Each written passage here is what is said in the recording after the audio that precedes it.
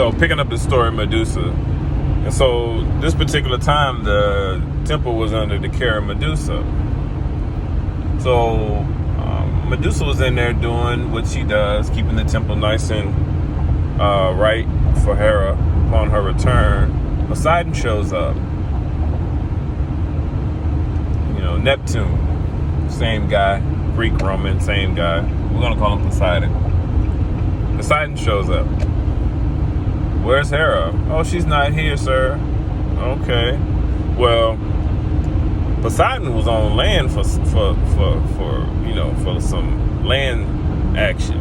You know, he didn't come to dry land, just for a blank trip. He was expecting something, and Hera wasn't there to accommodate him, but Medusa was.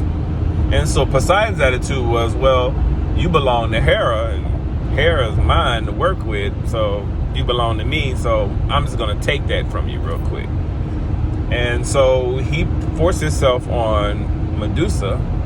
Granted, Medusa was mortal. She was an awesome human, but she was mortal. And so the god of the sea, Poseidon, forces himself on this mortal, and there was very little she could do about it. She was raped. And so she was left there to waddle in her own self-pity and all of the ache and discomfort, grief, and shame even of what had happened. And when Hera returned to her temple, Hera found that Medusa was there at the temple, and she told her, this is what happened. And Hera threw a fit. In her outrage, she cursed Medusa. She cursed Medusa because Medusa was too beautiful for Poseidon to resist. She cursed Medusa because a masculine deity couldn't keep his fish gills and fins or off of this beautiful woman. So Medusa became the monster of mythology that everyone knows of.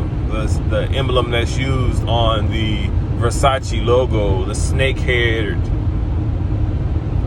fiend that will turn a man into stone at a mere glance at her. The feminine became, the feminine became an enemy to mankind, and it was only because of her beauty and her devotion to her goddess that caused her the result of her pain.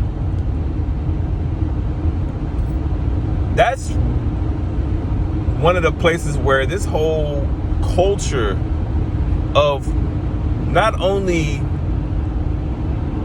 well, some people call it slut shaming. Medusa may have been the first to be slut shamed. Although she wasn't acting as a slut in the traditional sense of slut shaming, she was basically condemned for being the subject of someone else's lusts. She was cursed for being what it was that a deity wanted to do to her, and she was cursed for that. And this is one of the first stories. This is one of many stories where the feminine is being damned for being feminine, for being the best of what she is really created to be, and then being damned or cursed or slighted in any way for that. That's the basics. That's what slut shaming starts. That's the beginning of it. And then we see it all through history. We see it when Alexander the Great comes into Egypt and finds that Egypt is run by the most beautiful pharaoh, and he sees it as an opportunity not only to link up with a baddie, but also to control her people and to gain control over that which she has dominion over, to impose his dominion over her, as if it was his natural place to be, dominion over her. This was also seen too in the Hebrew scripture, like with the story of Lilith, where Lilith was damned. She was exiled from Eden, from the garden, because she didn't want to succumb to Adam. She didn't want to give it the way he wanted it. She wanted to run it. She wanted to be, woman on top. Lilith, the story of Lilith goes, is that Lilith, it was created in the scripture where it speaks, man and woman, we created them. That's the first chapter of Genesis, where the Elohim are speaking, and they speak and they say, man and woman, we have created them. And then later on, in the story of the story of the garden, further along in Genesis, the story of Eve's creation is told. But initially, it says in the scripture that we created them. The Elohim created them. Man and woman, we created them. And then so that woman could not be Eve, because Eve was created from the rib. It had to have been woman that was not Eve. And that story goes to Lilith. They call her Lilith. And then eventually Lilith, in the Hebrew tradition, Lilith runs away from Adam, because she's like, wow, if you're not going to treat me with the kind of respect and dignity that I deserve as a creation of the Almighty, as you are, then I'm just going to do my own thing. And the way the scripture goes is that she went off and gallivanted with the other creatures of the earth, primarily fallen angels. And there goes the beginning of the demonization of women in the Hebrew tradition. But it happens, and it has happened all through history, all throughout the world, in nearly every culture, in every society. It's happened to where the rhetoric and the cosmology of that place has found a way to demonize the feminine, or otherize the feminine, or to mischaracterize the feminine as something separate from humanity, and therefore innately problematic. That's ridiculous. That argument in itself is innately problematic, because in every culture and in every society, the feminine is always revered and always looked upon and necessary for every aspect of the being of every culture and every philosophy ever created.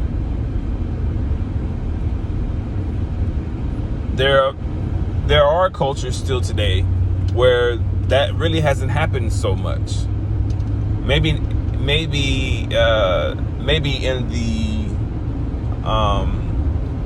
the cultural application of the cosmology, but the cosmology itself, in some cases, has remained relatively pure to this concept of woman being less than divine, or the feminine being less than divine. And that's the reason why the goddess movement, that's what we're going to call it, the goddess movement, this resurgence of the goddess, all over your social media. goddess everywhere. Everyone is a goddess. Every woman is revering a known goddess from antiquity. Well, not every woman, but many women revering known goddess of antiquity. Acknowledging the goddess within themselves, and being themselves in position for the resurgence of the goddess. It's an inevitability. It's balance. When anything is out of balance, as is our perspective on feminine and masculine authority and power, when anything is out of balance, in order for it to come back in balance, it has to find, in order for it to be in balance, it has to find equilibrium. And however far out that imbalance is, that's how far out to the other side it has to swing in order for equilibrium to be found. Like a pendulum. However far out you pull a pendulum is how far out the pendulum will swing to the other side before eventually it finds equilibrium and rests in the middle and rests plumb. And that at that point where it finds a plumb position, and it rests at that plumb position, that's what we call equilibrium. That's what we will call balance. But the process of swinging from one side to the other is balance. It's the balancing, is the development of equilibrium. And that is what has to happen energetically in the world whenever we found ourselves as a result of what has happened in the past. Now, there was a point in the past where the feminine was so pervasive that it frightened men. And how the feminine was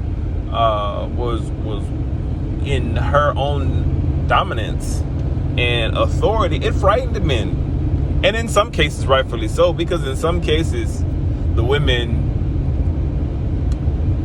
or those who were participating in reverence to the divine feminine, in some cases, their efforts were very centered on their own desires and needs and intentions, and it wasn't very inclusive, and it frightened men, frankly. If you look at the story of the Amazons, here's an entire society of warrior women that had no need, so to speak, for masculine energy except for procreation. And according to the stories, these women would often go to war and capture men, and they would capture men at war for the purpose of procreation, and then behead those men, and that frightened men, that frightened women, that frightened cultures of a hyper-aggressive society of all women. And of course, by its nature, that's out of balance.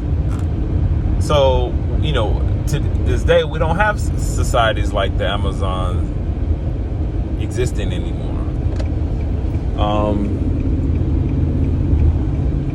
We have other issues, but those other issues are in the finding of equilibrium. And in this moment in time, the feminine is resurging. She's re-emerging and redeveloping her identity and her authority in this man's world that we currently live in, that we've been in for millennia now. That balance is near about found, and the resting point of the pendulum is within our current perspective. So